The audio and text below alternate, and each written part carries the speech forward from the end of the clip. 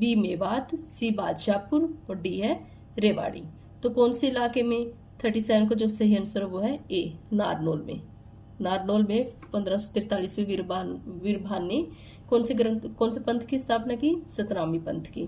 Question number 38, किसने औरंगजेब के विरुद्ध विद्रोह किया था? ए ऑप्शन है सावलिया में, बी ऑप्शन है हाथी सिंह पड़गुजर, सी नंदराम और डी है ये सभी। 38 का जो आंसर है वो है डी, ये सभी। क्वेश्चन नंबर 39, निम्न कथनों में से कौन सा कथन असत्य है, मतलब सही नहीं है? फर्स्ट ए ऑप्शन है सतनामी संप्रदाय के लोग भक्ति आंदोलन के संतों के अनुगामी थे, मतलब उनको फॉलो करते थे, मतलब सही है।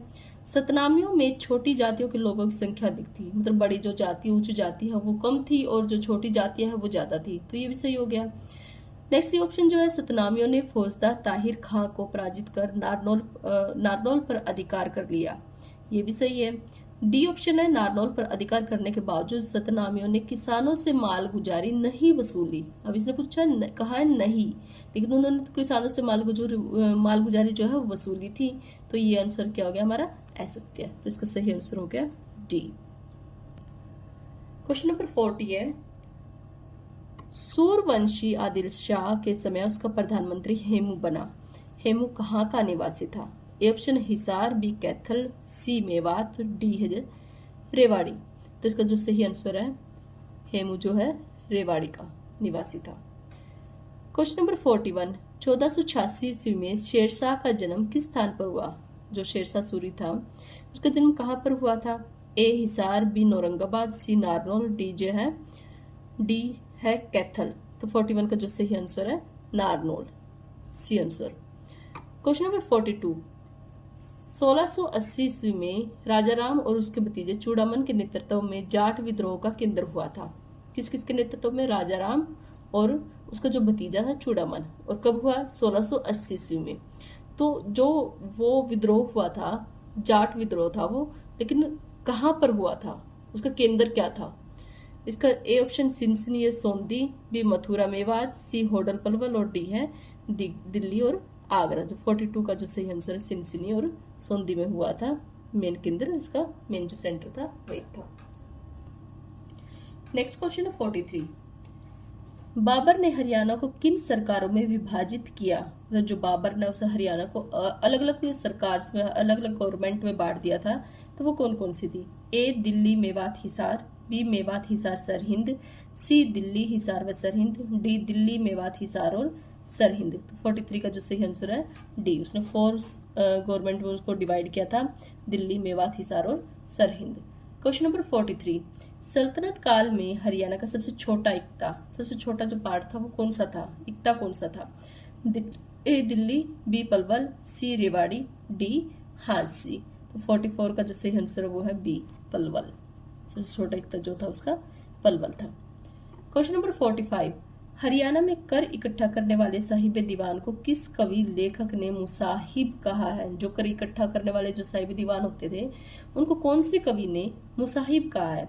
ए तुलसीदास, बी सूरदास, सी अमीर खुसरो, डी मीर। तो ये कहा है सूरदास जी ने। क्वेश्चन नंबर 46, जब रजिया बेगम का सेनापति कुतुबुद्दीन हसन ने गौर रणथंभौर आक्रमण के लिए जा रहा था, कौन से आक्रमण के लिए? हसन रणथंभौर आक्रमण के लिए जा रहा था, तो किसने गुरिल्ला पत्ती से परेशान कर उसको वापस लौटा दिया? ए ऑप्शन है मेवाती, बी जाट, सी राजपूत, डी है ये सभी। तो इसका सही आंसर है ए मेवाती। मेवाती ने क्या उसको गुरिल्ला पत्ती से परेशान कर दिया, उसको वापस लौटा दिया। नेक्स्ट क्वेश्चन है 47, 1525 ईस्वी में बाबर द्वारा हरियाणा में प्रवेश करने पर सबसे पहले किसने उसे रोकने का प्रयास किया? जब 1525 में बाबर हरियाणा में आया था तो उस टाइम पर जब हरियाणा में उसने एंटर किया तो सबसे पहले क्या उसको किसने उसको रोकने का लिए ट्राई किया था सबसे पहले कि वो हरियाणा में एंटर ना कर सके? ए हमीद खां, बी हसन खां मेवाती, सी आलम खां और डी है दौलत खां। तो 47 का जो सही आंसर है ए हमीद खां ने उसको सबसे पहले रोकने का प्रयास किया था कि वो हरियाणा में एंटर ना कर सके। क्वेश्चन नंबर 48, पानीपत की जीत के बाद बाबर का किन स्थानों पर अधिकार हो गया? मतलब किन स्थानों पर उनका कब्जा हो गया था?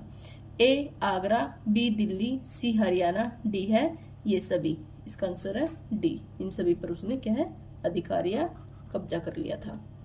नेक्स्ट क्वेश्चन है 49। कौन चित्तौड़ के शासक संग्राम सिंह के साथ मिलकर बाबर के विरुद्ध युद्ध की तैयारी कर रहा था? तो चित्तौड़ का शासक जो संग्राम सिंह था उसके साथ किसने मिलकर बाबर के विरुद्ध लड़ाई की, युद्ध की तैयारी की थी?